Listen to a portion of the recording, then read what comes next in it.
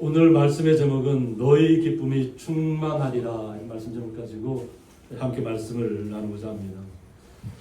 저희들이 오순절 성령 강림이 임하면 그 다음 첫 번째 맞이하는 주일을 이제 삼위일체 주일로 지키게 됩니다. 그래서 삼위일체 대신 성부, 성자, 성령 삼위 하나님을 저희들이 우리 마음속에 모시고 살게 되는데 제가 챗PT에다가 한번 삼위일체 대신 예수님의 모습을 좀 이렇게 이미지를 달라고 했더니까 이런 모습으로 이렇게 나타내 주시더라고요. 그러니까 저희들이 마음속에 원하는 대로 저희가 원하는 이미지를 해서 좀 원하면 이렇게 보여주시면 돼요. 그러니까 이 사람의 마음이라는 것이 어떠냐면 백인들은 가면 백인 예수님을 보기를 원하잖아요. 그러니까 챗PT에도 백인을 무엇을 원하는지 중동 시대의 예수님을 무슨 모습을 원하는지 그런 걸 묻더라고요.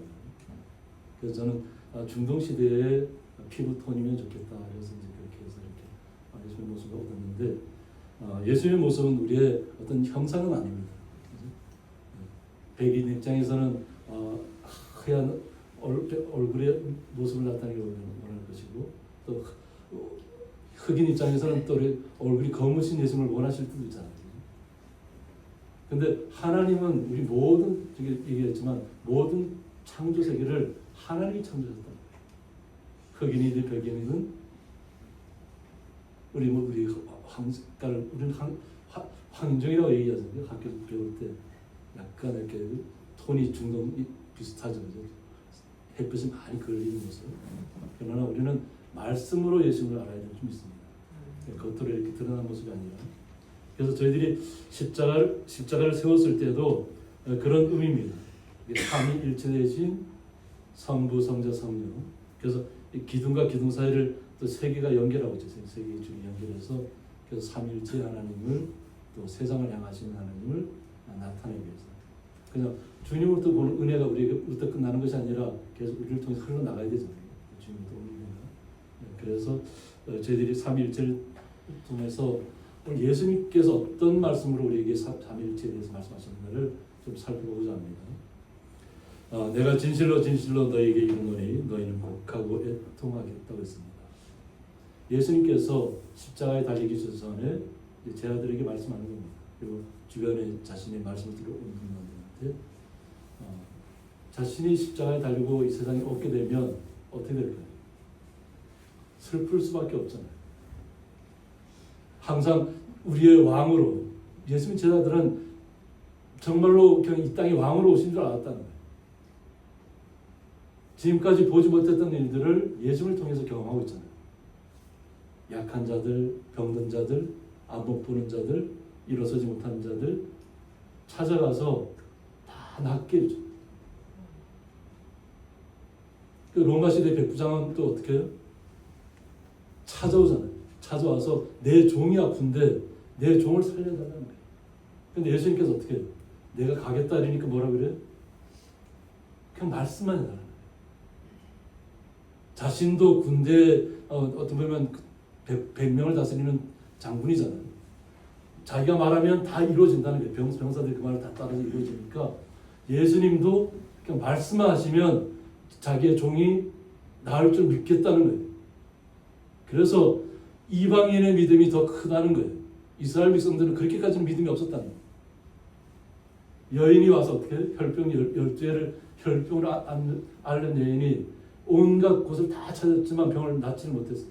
그런데 예수님의 옷깃만 만져도 낫겠다는 그 간절한 마음으로 그 군중들 사이를 비집고 들어가서 만졌잖아요. 근데 제 아들은 만진 줄 알까요 모를까요? 워낙 군중이 많이 둘러싸고 있었기 때문에 누가 만지는지 안 만지는지 몰라요. 근데 예수님 아시잖아요. 그래서 그 여인을 불러내서 자기 고백을 듣게 하고 그 여인이 병 낫게 돼요. 직접 찾아가서 낫게 해줄 수도 있고 또 간절한 마음으로 와서 예수님에 다가온 분도 낫는 것이고 그러니까 로마의 백부장처럼 말씀만 해달라고 하면 낫겠다는 그 믿음만 있어도 그 말씀으로 낫는 것이 그 즉시. 그러니까 하나님이 이 땅에 오신 것이잖아요. 그런데 사람들은 특히 율법을 잘 안다고 하는 사람들은 못 믿는 거예요. 왜? 내가 율법을 잘 그렇게 열심히 달달 외우고 있고 내가 율법대로 살아가려고 그렇게 노력하는데도 메시아가 왔다는 것은 이해하지 못하는 거예요. 메시아가 오기를 간절히 막 말씀으로는 얘기하고 있지만 막상 메시아가 왔다고 하니까 못 믿는 거예요. 근데 메시아의 모습이 어때요? 그냥 사막 가운데를, 그 광야 가운데를 먼지 펄펄 날리면서 그냥 제 아들과 함께 군중들과 함께 걸어다니는 평범한 모습이잖아요. 근데 어떻게 메시아가 이렇게 평범한 모습으로 올 수 있냐는 거예요. 자신들이 생각할 때는 그냥 하늘에서부터 그냥 번쩍하고 그냥 순식간에 나타나서 내가 메시아다 이러고 나타나야 되는데 예수님께서는 먼저 말씀을 우리에게 이 땅에 오셔서 자신이 모든 질고와 아픔을 다 겪을 것을 얘기하고 있어요. 이사야 선지자를 통해서. 이 땅에 사는 사람들이 얼마나 연약하고 병들고 아파하는지를 직접 몸소 체험하겠다는 거예요. 그래서 예수님께서 이사야 선지자를 통해서 모든 질고를 아는 자라고 했습니다. 우리의 아픔을 모르고 어떻게 우리를 치유할 수 있겠어요? 모든 질고를 알고 때가 이르면 주님께서 나타나셔서 우리의 치료의 역사를 나타내십니다. 이것은 눈에 보이는 것들은 아주 잠깐의 것이라는 거예요. 하나님의 나라는 그런 고통과 슬픔과 아픔이 없는 나라예요. 그런데 그 고통의 시간들을 견뎌내야 되잖아요. 그런데 세상 사람들은 어떻게 해요? 예수님이 제 아들은 왕으로 추대하고 막 그런 마음으로 예수님을 모시고 다니는데 예수님은 나는 내가 스스로 죽어야 된다. 십자가에 달려서. 그리고 다시 부활할 것을 얘기해요. 부활을 믿을 수 있을까요? 그 당시 사람들이 믿을 수가 없는 거예요. 어떻게 사람이 한번 태어나서 죽으면 끝이지 어떻게 다시 태어날 수 있냐. 살아날 수 없다는 거예요. 그런데 그 예수님께서 자신이 죽음을 얘기하니까 오히려 자신을 반대하는 사람들, 율법자들, 학자들, 서기관들, 바리새인들은 기뻐하고 즐거워할 것이라는 거예요. 왜? 눈에 가시 같은 예수님이 사라졌다는 거예요. 자신들은 행하지 못하는 일을 예수님은 말씀으로 다 하고 계시죠. 그런데 제자들은 어때요? 예수님이 당장 떠나가면 어떻게 돼요? 슬퍼할 수밖에 없죠. 자신들이 믿었던 눈앞에 정말 현실적에 있었던 예수님이 사라지고 없으면 곡하고 애통할 수밖에 없다는 거죠. 그런데 세상은 어떻게 기뻐하리라. 예수님이 죽음을 통해서 부활을 통해서 영원한 생명을 통해서 우리에게 기쁨을 주신 거예요. 이스라엘에 국한됐던 아주 작은, 그냥 우리 경상북도보다 조금 더 크다 그래요. 경상북도보다 조금 더 크다 그랬는데 경상도 전체 면적보다 조금 더 크다고 하는 나라가 이스라엘이에요. 근데 그런 나라에만 예수님께서 오시고 거기만 한정되어 있으면 우리는 어떻게 하겠어요? 그러니까 예수님께서 우리를 위해서 죽으시고 부활하신 이유는 뭐냐면 온 세상에 충만한 주님의 자녀들을 찾기 위함입니다. 그래서 자신이 죽어야만 됐다는 거예요. 그리고 너희는 근심하겠으나 하겠습니다. 당장에 눈앞에 예수님이 없으면 어떻게 해요? 근심할 수밖에 없잖아요. 자신들이 희망이 사라지고 지금까지 알아왔던 모든 것이 한순간에 다 사라지는 그것을 느끼고 있는데 너희 근심이 도리어 기쁨이 되리라 하고 있습니다. 지금은 근심할 수밖에 없지만 너희들의 근심이 기쁨으로 변화될 것을 얘기하고 있습니다. 이것이 오순절 성령을 통해서 나타났잖아요. 오순절 성령이 임하기 전까지는 어떻게 했어요? 그러니까 예수님의 제자들은 피해 다녔어요. 도망 다녔어요. 붙잡힐까 봐. 잡히면 감옥에 갇히거나 죽게 되는 거예요. 예수를 믿었다는 것 때문에. 그런데 예수님은 예루살렘을 떠나지 말고 뭐라고 해요? 기도하라고 해요. 기도하라고. 그러니까 50일이 이르면 50일째가 이르면 성령이 임하는 거예요. 기도하는 거예요. 그러고 나서 그 당시에 제 아들과 120문도에게 기쁨이 되었지만 이 기쁨은 곧 우리의 기쁨으로 변화됐다는 거예요. 모든 이 땅에 예수를 주님으로 영접한 모든 성도들에게 기쁨으로 나타났다는 것입니다. 이것을 큰 의미에서 예수님께서는 이렇게 말씀하고 계십니다. 당장에 눈앞에 있는 제 아들은 이해하지 못하는 이야기잖아요. 자신들의 나라만의 왕으로 나타나기를 원했고 자신들만의 메시아로 나타나기를 원했는데 예수님은 온 세상의 구주시라는 거예요. 민족만의 하나님이 아니라는 거예요. 이것을 나타내시기 위해서 예수님께서 이 땅에 오셔서 스스로 그 고통의 시간들을 이겨내신 거예요. 그래서 예수님께서 비유를 통해서 얘기하는데 여자가 해산하게 되면 그때가 이르렀으므로 근심한다고 했습니다. 남자들은 알 수 없는 그 신비로운 세계가 있잖아요. 그죠? 금방이라도 숨이 멎을 것 같은 들은 표현이라고 해요. 제가 그렇다는 것이 아니라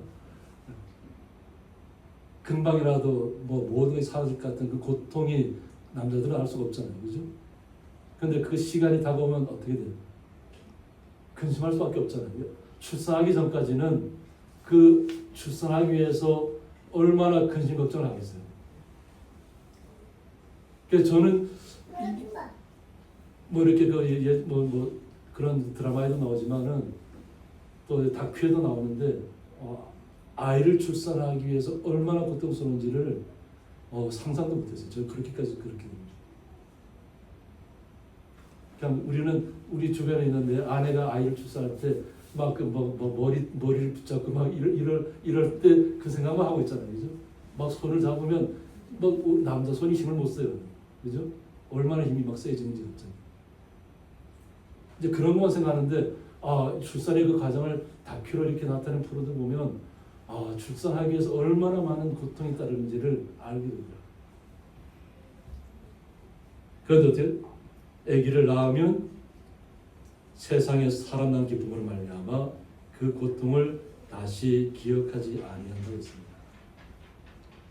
해산의 그 전까지는 해산이 전까지는 얼마나 고통스러워요, 그죠? 아시잖아요, 그죠? 말로 표현하지 못할 만큼. 그런데 출산을 딱 하고 나면 연우나 그죠? 문경이가 딱 태어나면 어때요? 그냥 기쁨이 충만하잖아요. 세상을 다 얻은 것 같은 그 기쁨이 나타나요. 그러니까 하나님께서 그런 기쁨을 우리에게 주시는 그 고통을 그 해산하기 전까지의 고통은 싹 잊어버리게 합니다. 내가 언제 그런 고통이 있었지? 느끼지 못할 만큼 새로운 충만한 기쁨이 임하게 된다는 것입니다. 이것을 예수님께서 비유로 이렇게 말씀하시는 겁니다. 그래서 예수님께서 항상 우리가 이해하기 쉽도록 비유로 말씀을 많이 하셔요. 우리가 이해하지 못하는 이야기를 하면 안 되잖아요. 그래서 예수님은 우리가 정말로 이해하기 편한 얘기예요. 정말 잘 누구라도 아이라도 이렇게 들을 수 있는 언어로 우리가 표현을 해줘야 돼요. 우리가 아이하고 이렇게 얘기할 때 아이의 눈높이에 맞추잖아요, 그죠? 아이가 키가 작으니까 우리가 눈높이를 어떻게 해요? 우리가 앉잖아요. 앉아서 눈높이에 서서 이야기를 들어주면 그 아이의 소리를 잘 들을 수 있어요. 경청을 합니다. 저도 경청을 잘하는 사람인 줄 알았더니까 경청을 잘 못하고 있더라고요. 어저께 우연히 여랑 나가서 기름도 넣고 이제 목욕탕도 이렇게 좀 다녀오고 이러면서 갔다가 오락들이라는 카페를 좀 들렸어요. 들렸더니까 거기 정선중앙교회 목사님 사모님이 거기 계시더라고요. 그래서 만나서 얘기하는데 그냥 저는 따로 앉으려고 하다가 같이 앉자고 이래서 그냥 방해할까 봐 했는데 앉자마자 얘기를 시작한 게 저만 얘기했어요. 생각하고 나니까 내가 이렇게 말이 많은 사람이었나 좀 제가 들어야 되는데 그냥 막 저만 혼자 얘기하고 있더라고요. 그래서 그 두 번을 이렇게 보내고 나서 제가 좀 앉아서 생각하게 또 내가 오늘 또 실수했구나. 내가 언제부터 이렇게 말이 많아졌지? 생각합니다. 그런데 오늘 말씀을 통해 보면 지금은 너희가 근심하나 라고 했어요. 예수님이 떠나가면 근심할 수밖에 없는데 주님께서 내가 다시 너희를 보리니 라고 했습니다. 누가 본다고요? 내가 다시 너희를 보겠다. 제 아들이 또 백신인도들이 나를 보겠다는 얘기 아니고 예수님이 내가 직접 너희들을 찾아오겠다 이게 이 얘기잖아요. 그러니까 걱정하지 말아라. 너희들의 힘으로 나를 찾아오는 것이 아니라 내가 직접 너희를 찾아가겠다. 그것이 성령으로 온 세계에 성령으로 주님을 영접한 모든 분들에게 임하는 거예요. 주님께서 우리를 찾아오신 것이 성령을 통해서. 그리고 육신으로만 계시면 우리를 다 찾아올 수 있을까요? 없을까요? 육신으로 계시면 우리를 찾아올 수가 없어요. 다 인류이 어떻게 다 찾아오겠어요? 그러니까 주님께서 이 땅에 오셔서 죽으셔야만 된다. 그리고 다시 부활하셔야만 된다. 그리고 40일 동안 찾아다니면서 내가 다시 부활했다는 걸 다 일일이 알려주잖아요. 그 말씀을 알려주잖아요. 그리고 기도하게 하잖아요.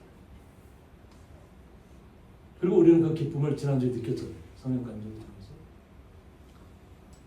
너희 마음이 기쁠 것이라고 했습니다. 우리가 이 땅을 살아가는데 가장 중요한 것은 뭐냐면 마음입니다. 무릇 지킬 만한 것 중에 뭘 지키라고 했죠? 마음을 지키라고 했어요.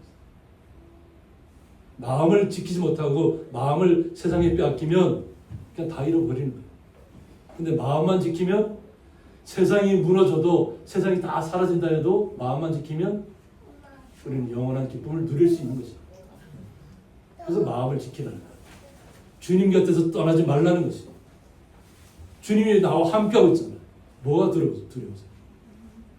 두렵다는 것은 뭐냐면 세상 근심이 나를 덮쳤기 때문에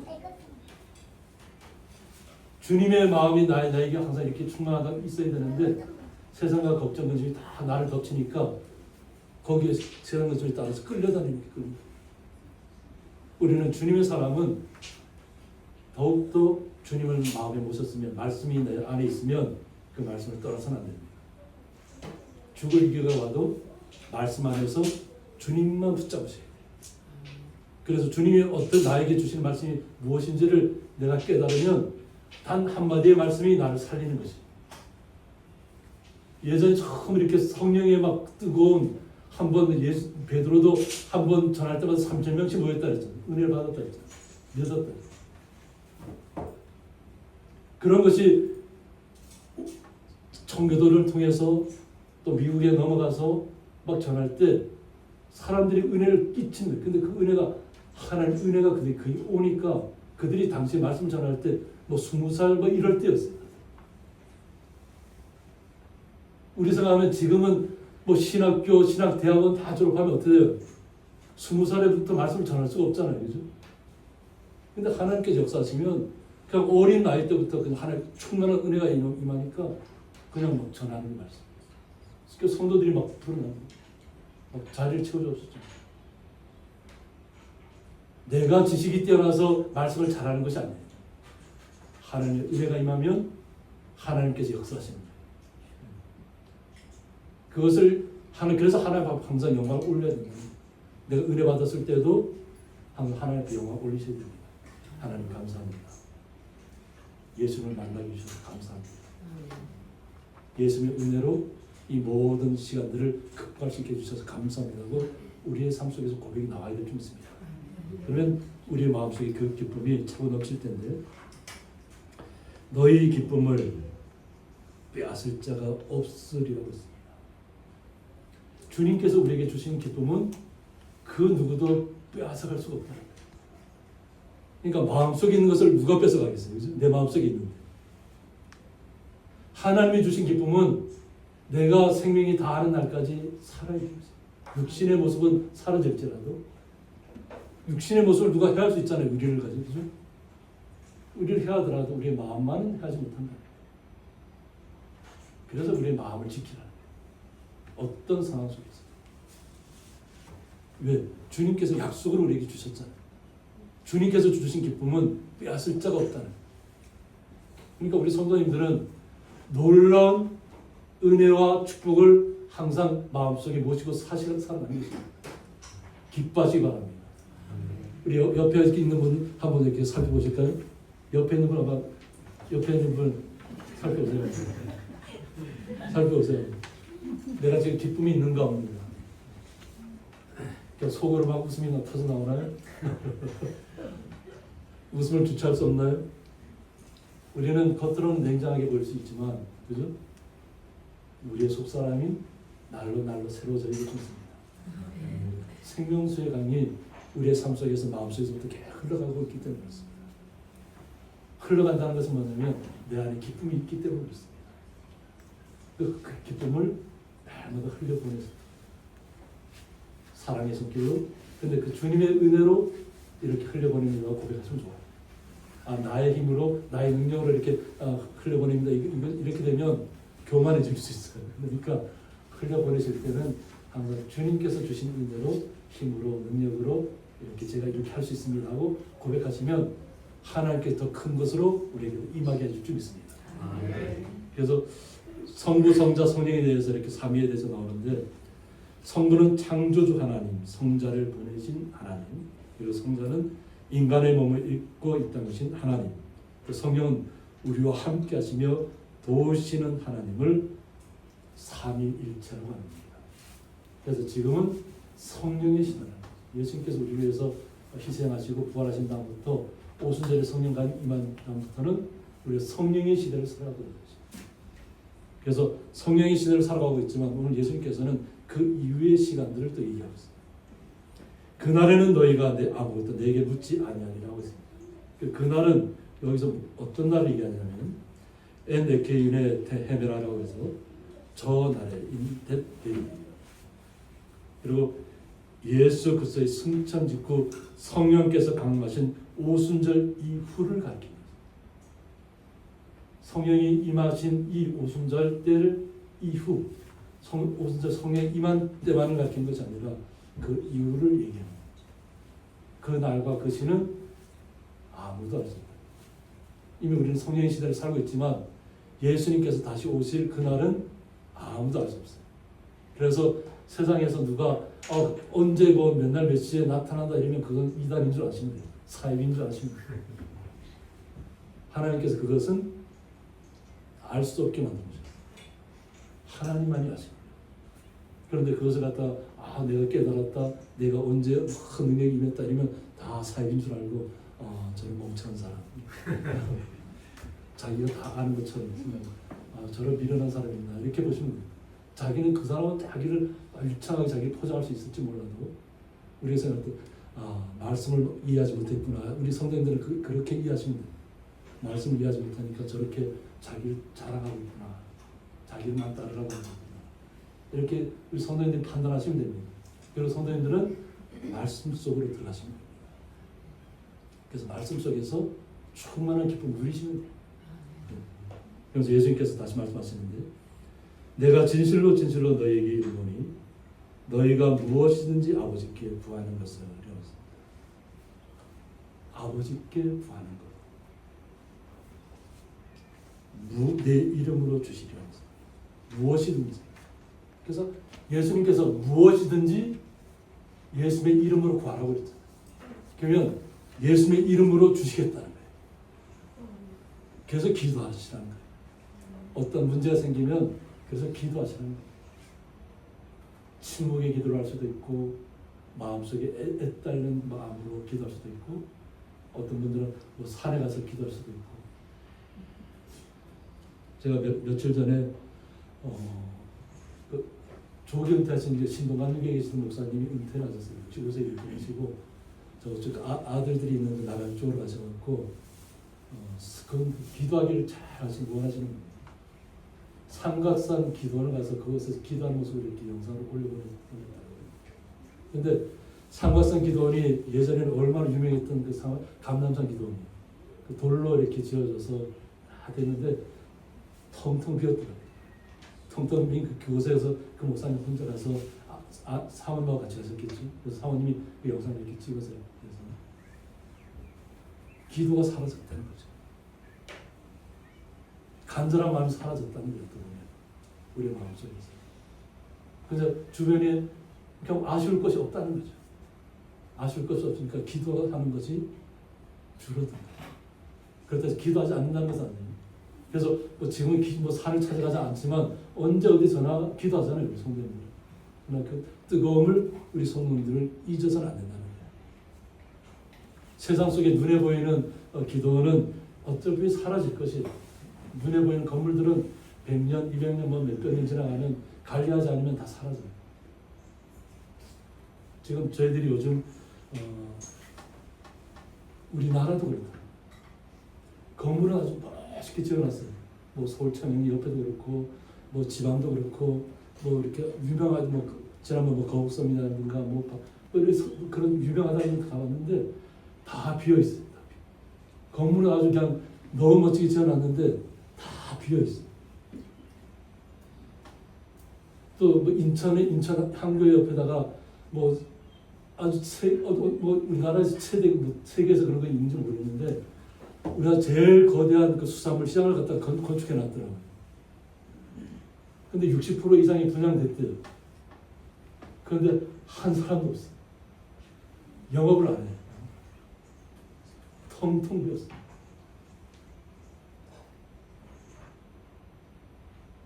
뭐 지방 도시들도 마찬가지예요. 뭐 동대문 옆에 가봐도 마찬가지고 동대문 가면 디자인 프라자가 얼마나 예뻐요, 그죠? 다 세계적인 명소라고 하는데 그 옆에 있는 옛날에 뭐 두타라든가 뭐 밀리오라든가 이런 옛날에 우리 권사님들은 가보셨나요? 동대문 저기 상가에 새벽시장 가보셨나요? 가면 막 사람이 얼마나 많은지 새벽시장 가면 사람이 막 들끓어요. 그래서 뭐 한 보따리씩 막 상인들이 한 보따리씩 막 옷을 사가지고 또 그것을 막 그 이동하는 분들은 지게에다 메고 막 요즘 보지 못하는 수레에다가 막 끌어다가 막 해서 막 움직이는 것이 있었는데 지금은 그런 것이 다 사라졌어요. 건물이 텅텅 비어 있고 간신히 1층에 몇몇 군데만 운영하고 있다. 요즘은 다 온라인 시대죠. 온라인으로 구매하고 현장을 안 가요. 다 망가져. 거기에 속해 있는 사람들 얼마나 쓰라리겠어요. 그 한 분이 얘기를 하는데 자녀에게도 못 물려주겠다는 거예요. 왜냐하면 빚을 물려주는 거랑 마찬가지잖아요. 가격은 자기들 살 때는 몇 수십억, 평당 뭐 몇 억이 넘어갈 텐데, 그죠? 근데 그걸 물려주면 어때요? 빚더미잖아요. 아무도 운영하지 않는 곳인데 물려줄 수가 없다는 거예요. 그런데 우리는 어떻게 해요? 눈에 보이는 것을 간과하는 것이 되어서는 안 되죠. 다 사라질 것들이에요. 때가 이르면. 우리가 예전에 막 남대문 갔을 때 막 가면 사람들이 얼마나 많았어요. 그랬어요. 그런데 그런 것들이 점점 삭막해지는 것을 바뀌고 있다. 우리가 구할 것은 진정한 말씀 속에서 나에게 무엇이 기쁨인지를 깨달아야 될 줄 믿습니다. 눈에 보이는 것들은 결국 다 사라질 것들입니다. 하나님이 나를 강구하시고 우리의 삶 속에서 나에게 오늘도 삶의 희망을 주시고 나에게 생명을 주시고 나에게 새로운 하루를 허락하신 하나님 앞에 우리는 매일같이 감사하는 살아갑니다. 예수님 그래요. 내일 일은 내일 걱정할 것이다. 왜 내일 일은 내일이 걱정할 건데 미리 왜 내가 걱정하냐. 내일이 아니에요. 우리는 항상 언제를 살고 있어요? 항상 우리 현재를 살고 있는 거예요. 현재를. 내일을 살고 있는 것이 아니에요. 오늘 우리는 항상 현재를 살아가고 있습니다. 그러니까 오늘 하루 현재 기뻐하시고 즐거워하시고 그 충만한 기쁨을 날마다 나누셔야 될 줄 있습니다. 그리고 주님 앞에 구하시기 바랍니다. 그런 주님께서 반드시 주시겠다고 했어요. 그래서 지금까지는 너희가 내 이름으로 아무것도 구하지 아니하였으나 구하라 그리하면 받으리라고 했습니다. 이전까지 예수님 제자들은 예수님의 이름으로 구하지 않았다는 거예요. 예수님의 이름으로 어떻게 오순절 성령 강림 임하는데 베드로가 어떻게 역사하죠? 베드로의 성전 미문가에 갔더니까 안전뱅이가 일어서지 못하고 아무것도 돈 구걸만 하고 그러니까 뭐가 그래? 베드로가 내가 가진 것은 금강 가진 것은 없다. 아무것도 없잖아. 오직 예수 그리스도의 이름으로 일어나라.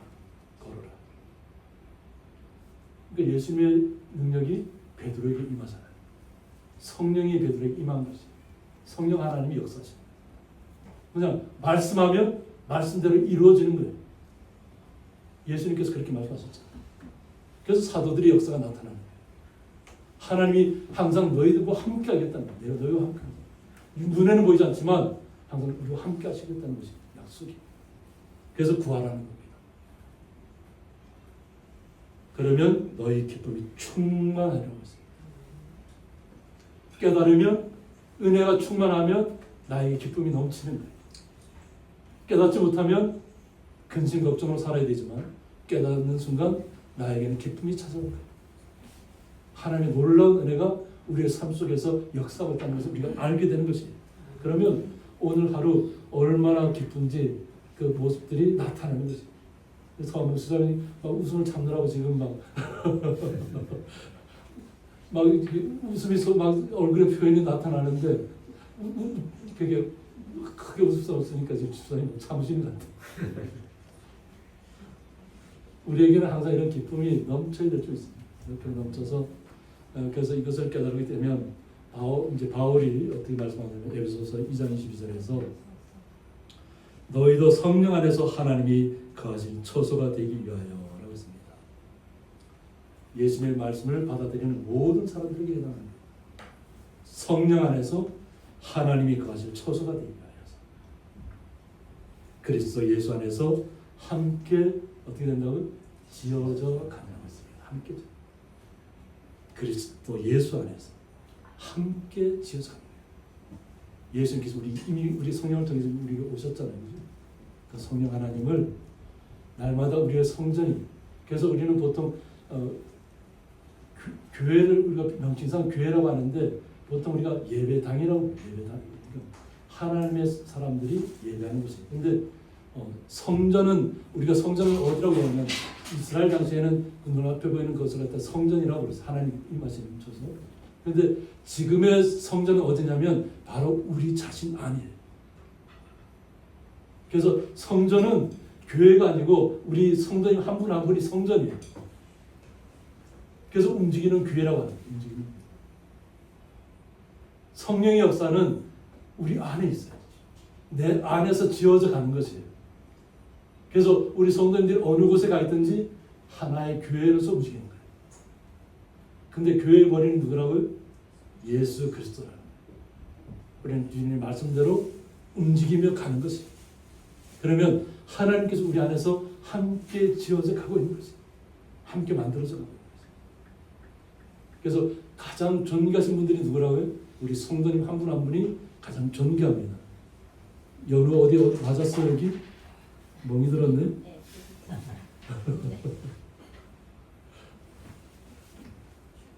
맞아서 힘들어? 그래서 항상 밝은 모습이 있어서 너무 감사해요. 아이들처럼 아이들 같은 모습을 예수님께서 원하십니다. 아이들 같은 마음을 주님께서 원하십니다. 순수하잖아요. 순수. 우리 성도님도 마찬가지로 항상 어떤 문제든지 예수님 앞에 다 내모시고 주님께서 주신 은혜로 우리 충만한 기쁨을 날마다 누리시기를 주님의 이름으로 축복합니다. 함께 기도하겠습니다.